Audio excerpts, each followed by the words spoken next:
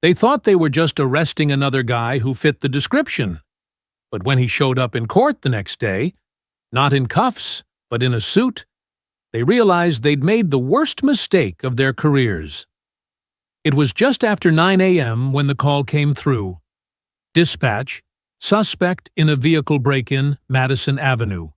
Male, mid-30s, navy jacket. Possibly armed. Officers Brent Halcroft and Lynn Mercer were already cruising that block in their patrol car, coffee in hand, only half listening. They exchanged a glance. Probably nothing. "There he is," Brent muttered, nodding toward a man standing outside Grange Bakehouse, one of the busiest cafes in downtown Boise.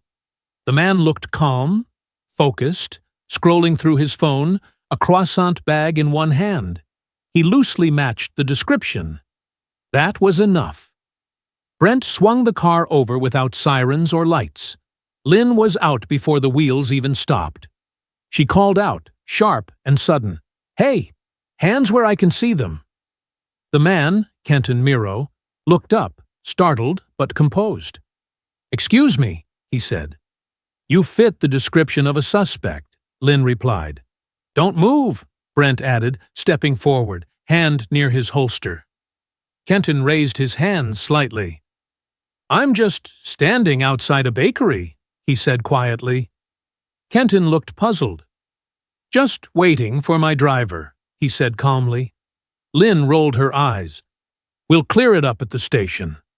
He barely had time to respond. Brent grabbed his arm and spun him around.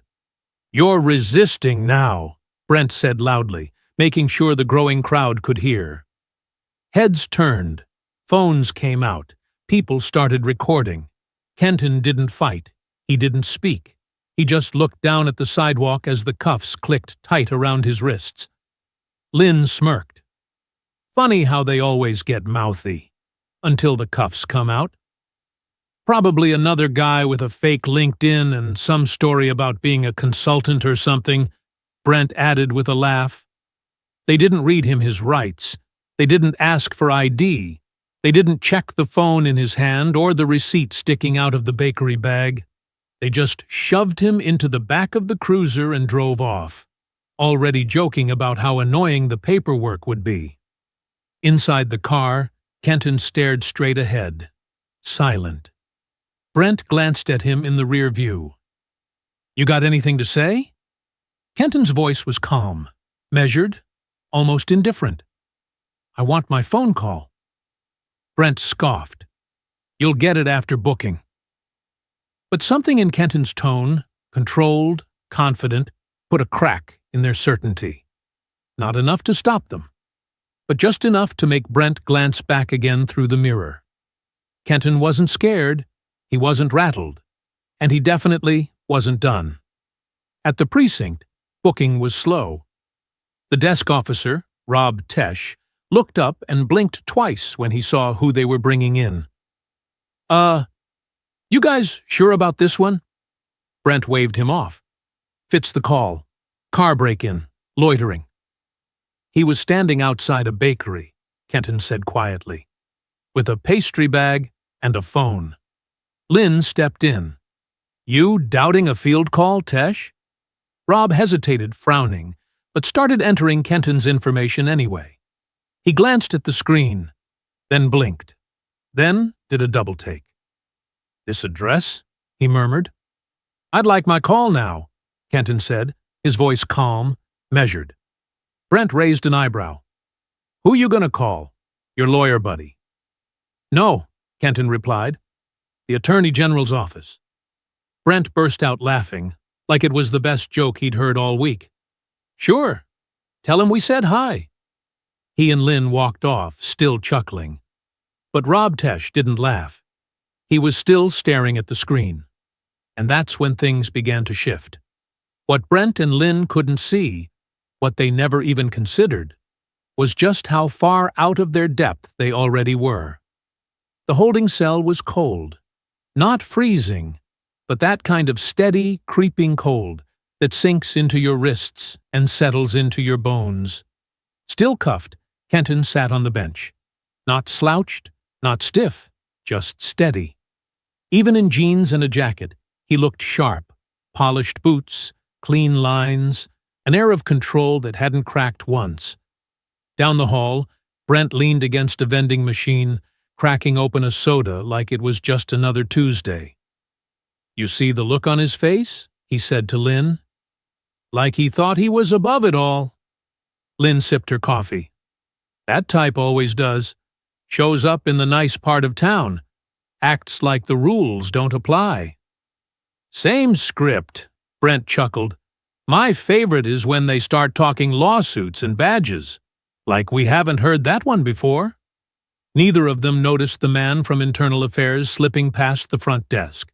Nor did they see Rob Tesh quietly step away from his post, closing the door behind him in a back office, speaking into a secured line.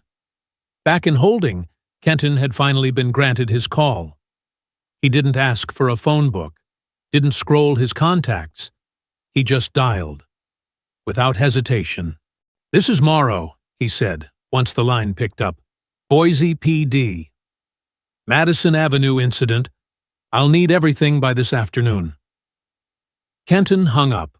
No anger, no noise, just a clean break. The call lasted under 30 seconds. But that was all it took. Later that day, the precinct chief received a quiet, direct email from the State Department of Civil Oversight. Subject line: Immediate release. Kenton L. Morrow. Attached: Credentials. A verified federal database profile, a request for release, and a formal notice of audit under Article 14 of the State Law Enforcement Integrity Act. It didn't come from a lawyer. It came from the Attorney General's liaison. 45 minutes later, Kenton was walking out. When Brent saw him again, it was in the corridor. Not in cuffs, not behind a door, just walking calmly beside two state officials in dark suits. Brent blinked, like the hallway had suddenly tilted. "That's not possible," he muttered. Lynn narrowed her eyes. "What the hell is going on?" At the front desk, Rob Tesh was watching. He didn't say a word, just typed something into a system they didn't have access to. Kenton didn't glance back. He didn't need to. He didn't throw a look. Didn't smirk. Just left with the same measured walk he came in with.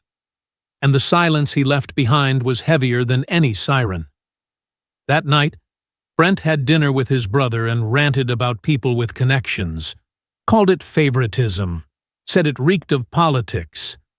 Lynn, sitting on her porch with a beer, told her girlfriend it was probably some city hall mix-up. Said the guy would still catch a charge eventually. Nobody walks around that smooth without hiding something. But as the week went on, the tone inside the department started to shift. Whispers turned into quiet conversations.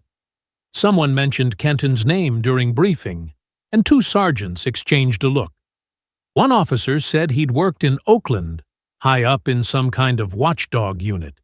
Even Captain Rolstad started acting different, short with his answers, more careful with his wording whenever Kenton's name came up. That made Brent nervous. If command was spooked, something real was in play.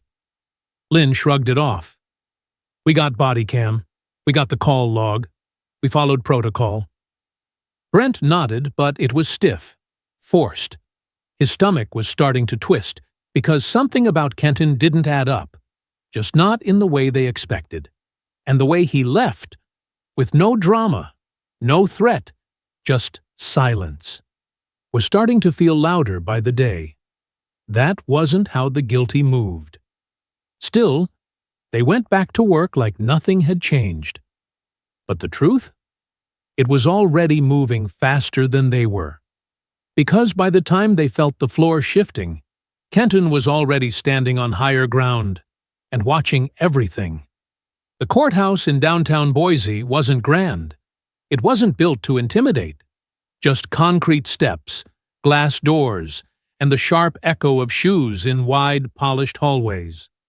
Brent and Lynn walked in side by side, uniforms crisp, badges gleaming, no smiles. This was routine. They'd done court appearances more times than they could count. The charge was simple: obstruction during the investigation of a stolen vehicle. They expected Kenton to be late, maybe roll in with a lawyer, try to turn it into some kind of show. But he wasn't outside, wasn't in the lobby, wasn't listed like a typical defendant. As they passed through security, a bailiff stepped toward them with a curt nod. "You two are testifying in courtroom 2C. Brent replied, "Yeah, Halcroft and Mercer. This the Miro case?" The bailiff blinked once, then said flatly, "Morrow's not the defendant." Brent frowned. "Come again?" The bailiff didn't elaborate, just pointed. "You'll see." When they stepped into courtroom 2C, something felt off. Not chaotic, not loud, just different. The room was full, but not with the usual crowd of tired lawyers and impatient defendants. There were journalists, 2 camera crews, someone from the city council.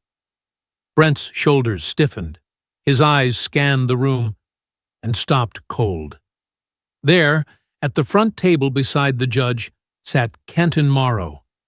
No cuffs, no public defender, just a dark, tailored suit and a quiet calm as he flipped through a binder. In front of him, a nameplate: Special Counsel for Civil Accountability, State of Idaho. Lynn leaned in, whispering, "What is this?" Brent answered under his breath, "I don't know. This wasn't in any of the case notes." Then the judge called the room to order. "This session concerns a procedural review of an arrest made on Madison Avenue," she said. "Mr. Morrow will serve in an advisory capacity on behalf of the state's Civil Accountability Office." Lynn's jaw tightened. Brent looked like he'd just taken a hit. A clean one he never saw coming. Kenton never once looked their way. He simply leaned back, his presence steady and unreadable, as the judge turned to the bench. "Officers Halcroft and Mercer, please approach." They moved stiffly, no longer in command. Every eye in the room tracked them. But this wasn't the usual respect. It wasn't admiration. It was scrutiny.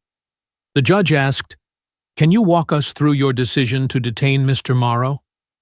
Brent cleared his throat. "We received a dispatch call. Black male. Navy jacket." The judge cut in. "Mr. Morrow had no prior criminal record.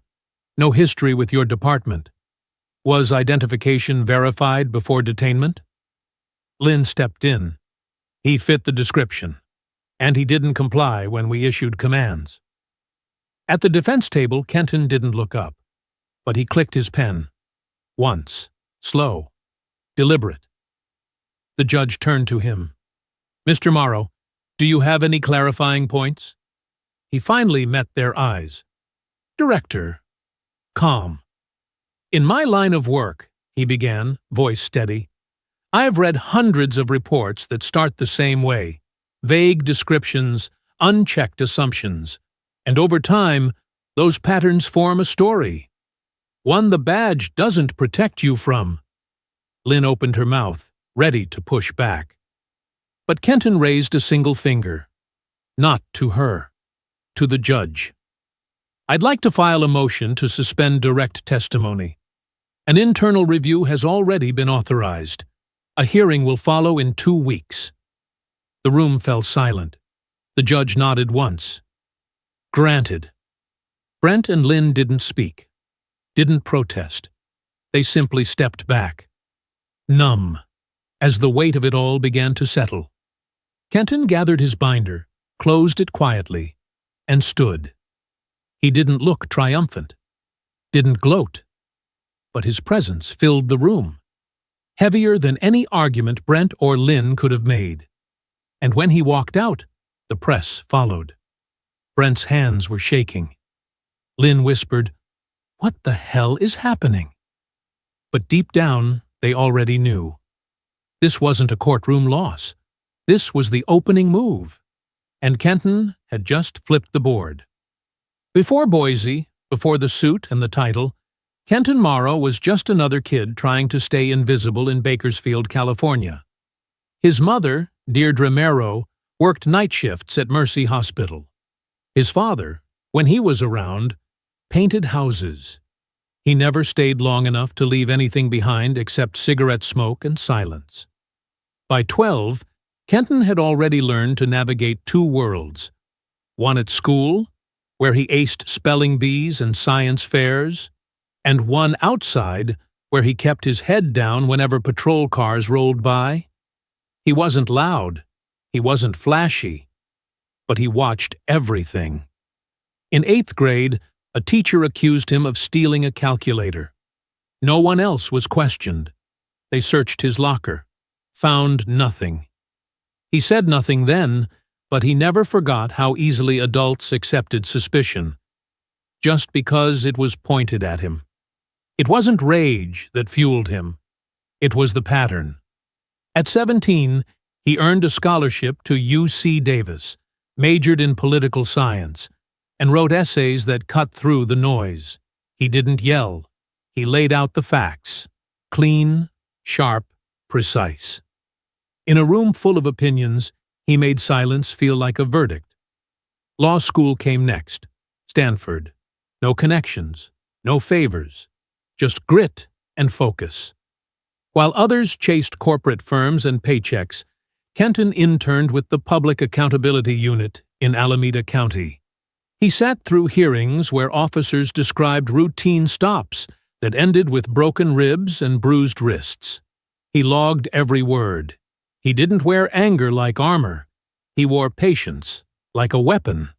By 33, Kenton was leading reviews for the Western District's Office of Civil Conduct.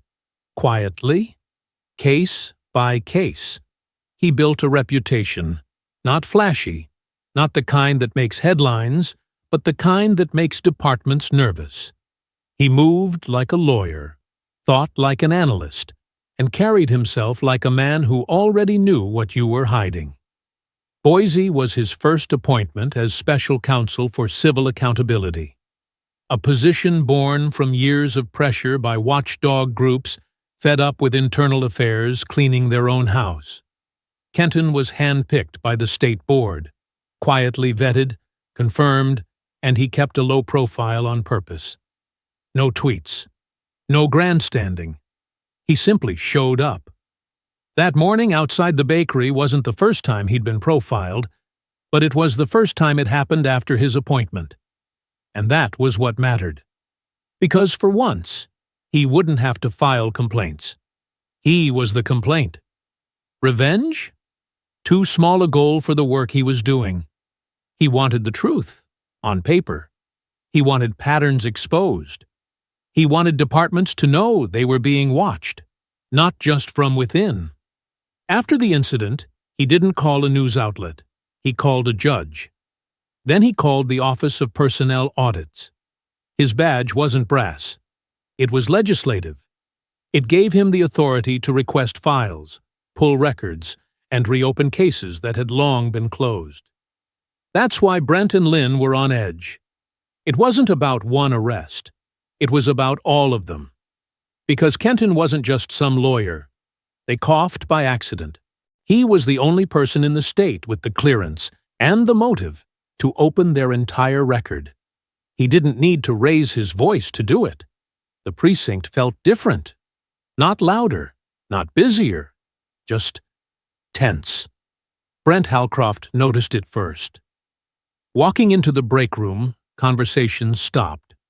Not the kind of silence that happens when you interrupt a joke, but the kind where nobody wants to be heard, worried about saying the wrong thing. He opened the fridge, grabbed his lunch, and tried not to show he noticed. But something was off. Lynn Mercer caught on a few hours later. Passing a conference room, she spotted Lieutenant Schaffer in hushed tones with two men in suits. Neither wore department badges. One had a leather folio tucked under his arm, the kind federal agents always carry. She slowed her pace, trying to catch a name. They stopped talking the moment she came into view. That night, Brent got a call from his cousin, also a cop, over in Twin Falls. "Hey, you didn't cuff some guy named Morrow last week, did you?" Brent's stomach dropped. "Why?" "Because his name's bouncing around like wildfire." State Audit Board, some kind of oversight authority. The whole precinct was watching their reports like they were about to get audited next. Brent laughed, but it sounded forced. "Nah, it's fine. Just a misunderstanding. Guy got mouthy. We cleared it." But even to himself, the lie didn't feel convincing anymore. 2 days later, the captain called them in. Not a casual meeting, not a swing-by-my-office moment, a formal request. Full uniform, paper trail. They stepped inside the captain's office and saw the same 2 suits from the hallway, sitting across from his desk. "Officers Halcroft, Mercer," Captain Rolstad began, his voice clipped. "This is Mr. Granger and Miss Osai from the Office of Civil Accountability."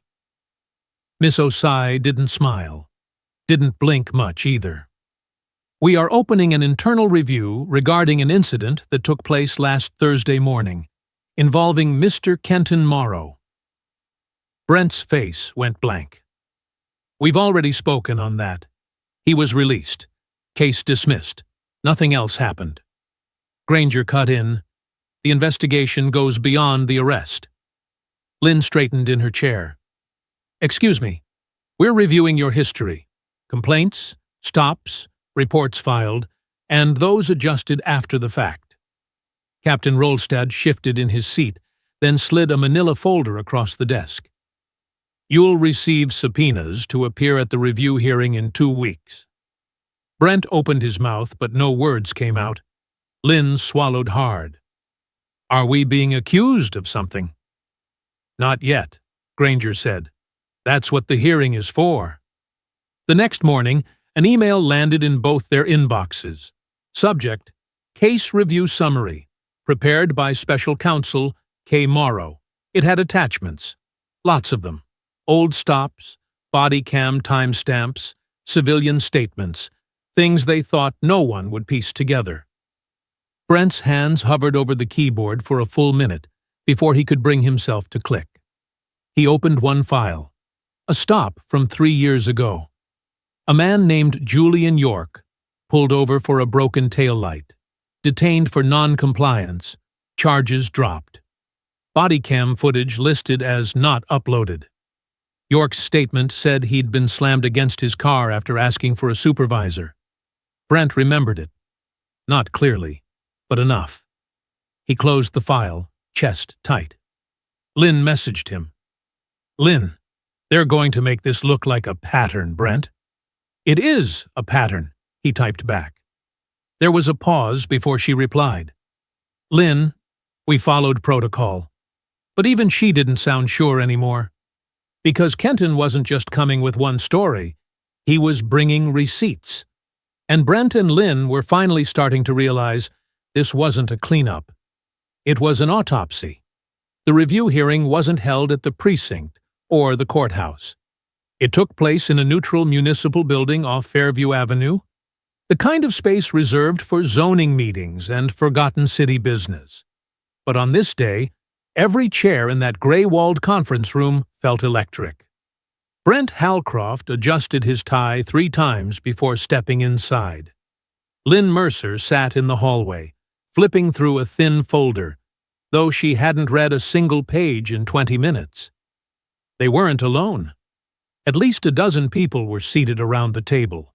Legal observers, a member of the city's ethics board, 2 from the state attorney's office. No uniforms, no familiar faces, no backup. At the head of the table sat Kenton Morrow. He didn't look angry. That would have been easier. He looked prepared. The chair beside him held Mrs. Osai, who opened the hearing with a flat, measured voice. "This is a formal review under Article 14. Officers Halcroft and Mercer are present. Allegations concern abuse of discretionary authority and repeated misapplication of procedural stops." She turned to Kenton. "Special Counsel Morrow, you have the floor." Kenton didn't raise his voice. He didn't lean in. He simply opened his folder. "This won't be about accusations," he said calmly. "It's about patterns." He slid a document across the table. Case 1. Julian York. Stopped for a broken taillight. Detained for over 45 minutes. No charges filed. Report missing any body cam footage. Lynn cleared her throat. That was 3 years ago. Kenton didn't look up. Case 2. Alan Rivers matched the description of a robbery suspect. Same precinct. Same language used in the report. Detained without probable cause. No charges filed. He pushed another sheet forward. Case 3. Same officers, same phrasing. Fit the description. Suspicious behavior. Non-compliant tone. Brent leaned forward, voice tightening. "We respond to calls as they come in. We don't control the descriptions." "But you control how long someone is held," Kenton shot back. "You control whether IDs are checked, whether questions are asked before assumptions are made. You control your tone, your language. And how many times someone with no criminal record walks away with bruises and no apology?" He pulled out a printed map, dotted with red pins. "These are every stop you two have conducted over the last 5 years." The pins weren't random. They formed clusters, on certain streets, in specific neighborhoods. Kenton continued, "We compared your stop data to 3 other patrol teams. You average 42% more stops. 80% involved individuals from one demographic group. 90% resulted in no charges," Miss Osei added quietly. "That's not policing," she said, voice low but firm. "That's profiling." Lynn's voice rose, defensive. "So what? We're on trial for doing our jobs, responding to calls, following protocol." "You're not on trial," Kenton replied, voice steady. "You're under review. A review triggered because, for once, you stopped the wrong person. Not someone with less credibility, not someone without recourse, me." He paused, letting the words sink in. "I wasn't special that day. I didn't carry a badge. I was just a man outside a bakery. And that was enough." Brent exhaled sharply through his nose. "We had a dispatch. We didn't target you." "You didn't have to," Kenton answered, "because you've built a system where the targeting happens automatically." Kenton's gaze swept the room, then locked on Brent and Lynn. "You can't fix what you won't admit." Silence stretched long and heavy. It wasn't triumphant. It was surgical. This wasn't revenge. It was exposure. Every skipped step, every rushed report, every rolled eye at a civilian complaint, all came bubbling back to the surface. Because when you make the same call, over and over, it stops being a mistake. It becomes who you are. By the second day of the review, Brent Halcroft was cracking. He entered looking older, eyes dull, jaw clenched, posture tighter than ever. He barely spoke to Lynn, barely even looked at her. Lynn remained calm, or at least she pretended. She wore the same defiance she always had, but something in her eyes betrayed her. She was scanning the room too much, watching too closely. Kenton Morrow didn't come with fire and brimstone. He brought testimony. One by one, they stepped forward. Julian York, the man from the taillight stop, told his story. How he asked for a supervisor and ended up with a sprained wrist. How he filed a complaint that went nowhere. How he never heard a follow-up. Just silence. Ellen Rivers, mistaken for a robbery suspect while walking home with a grocery bag, recounted being thrown to the ground in front of her daughter.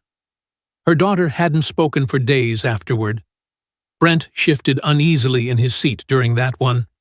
There were others. Not everyone showed up, but those who did didn't shout, didn't spit accusations. They simply told what happened.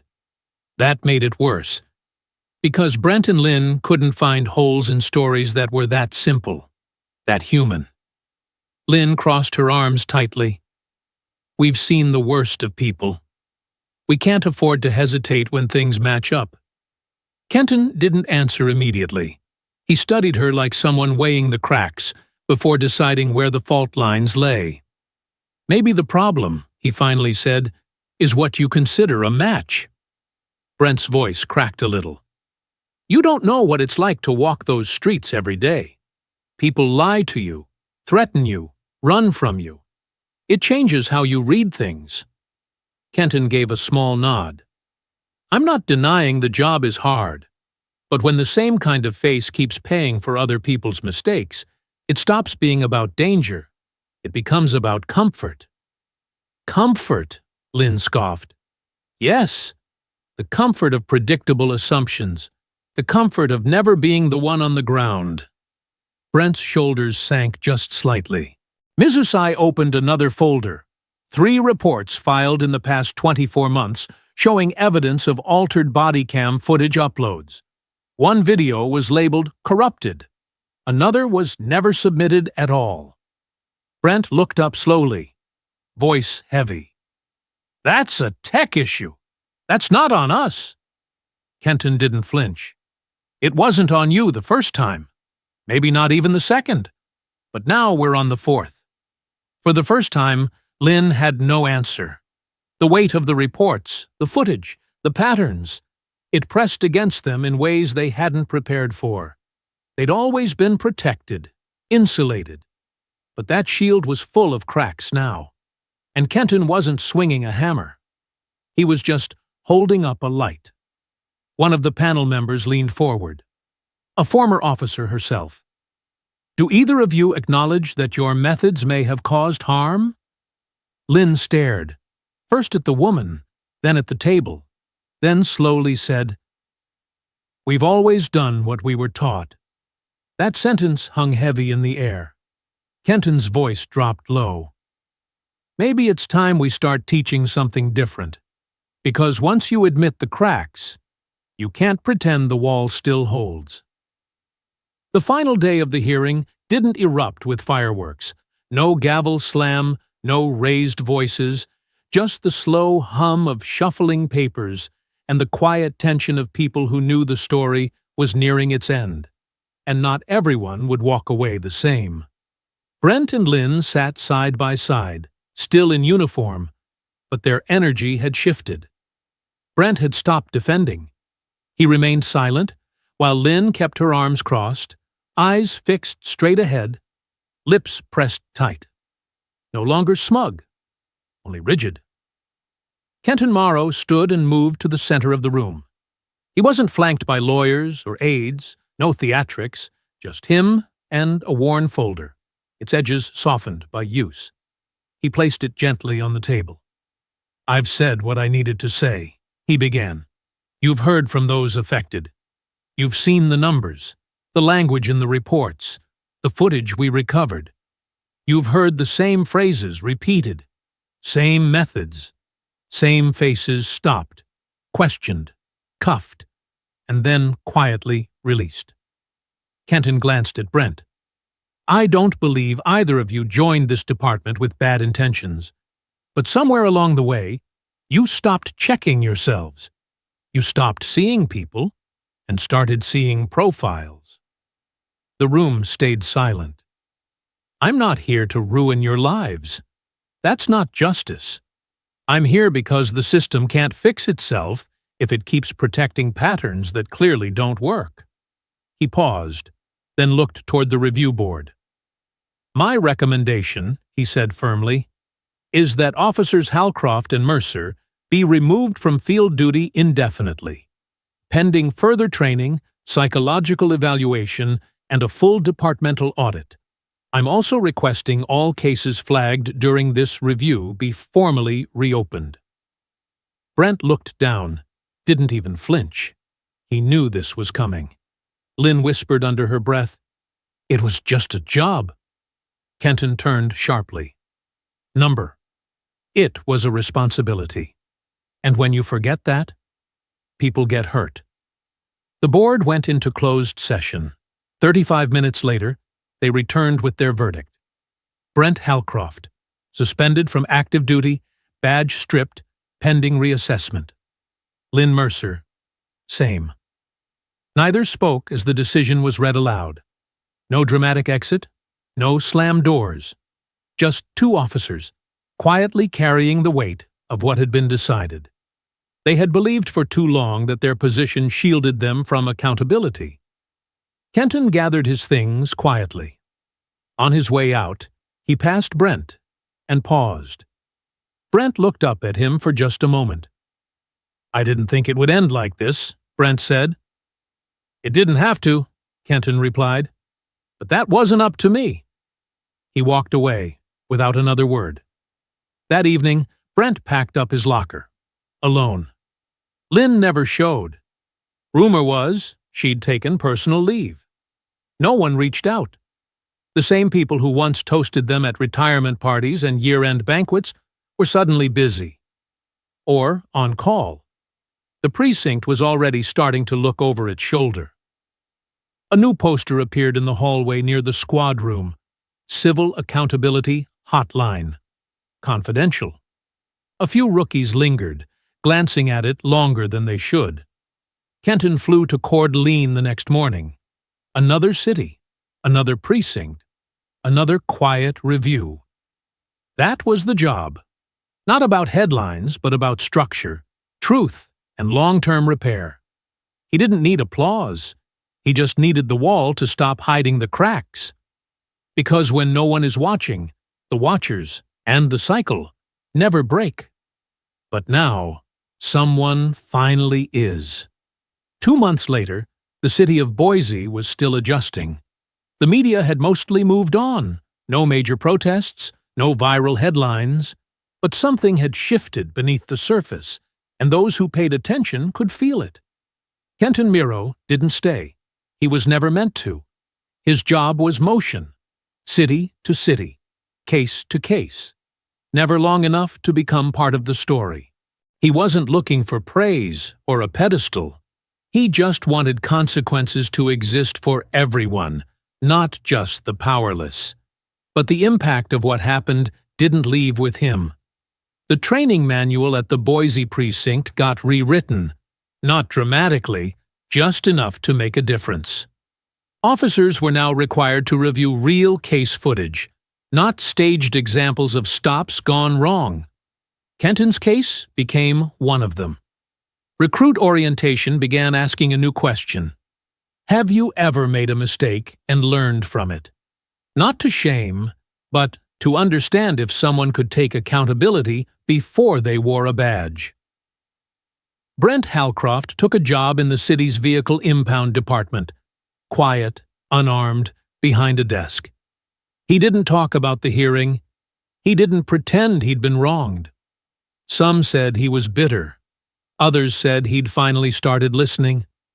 Lynn Mercer never returned. Word was she moved back to Wyoming, closer to her sister. She deactivated her social media, declined all interviews. She didn't argue the board's findings, but she didn't accept them either. Not out loud. And those who were stopped, cuffed, humiliated without cause. Some received apologies. Not all, but a few. Julian York got a handwritten letter from the mayor's office. Eileen Rivers received a follow-up call from the city attorney, offering mediation. Nothing flashy. No settlements splashed across the news. Just quiet signs that something had, in fact, hit a nerve. That was the part most people missed. Justice doesn't always come with fireworks. Sometimes it means someone finally listens. Someone in power is asked to answer. And maybe the next time, someone hesitates before treating a man in a navy jacket like a suspect instead of a person. Because that day outside the bakery could have happened to anyone. But it happened to Kenton Morrow, a man who'd spent his life watching people get silenced.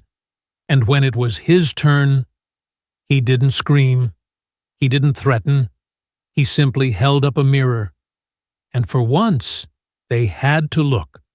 The lesson wasn't that Brent and Lynn were evil, or even unusual.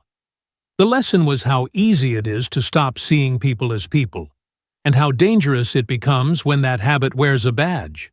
And maybe, just maybe, someone in that precinct, a young recruit with fresh boots and a clean badge, would remember that.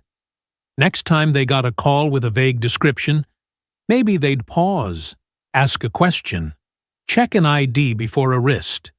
Maybe that would be enough to change one life. Maybe more. Because change doesn't always shout. Sometimes it just walks out of a courtroom with a folder full of names and makes sure it doesn't happen again. If you believe stories like this deserve to be heard, if you believe truth should make us uncomfortable enough to grow, subscribe to this channel. Every story is a step toward understanding. Let's not look away when it matters.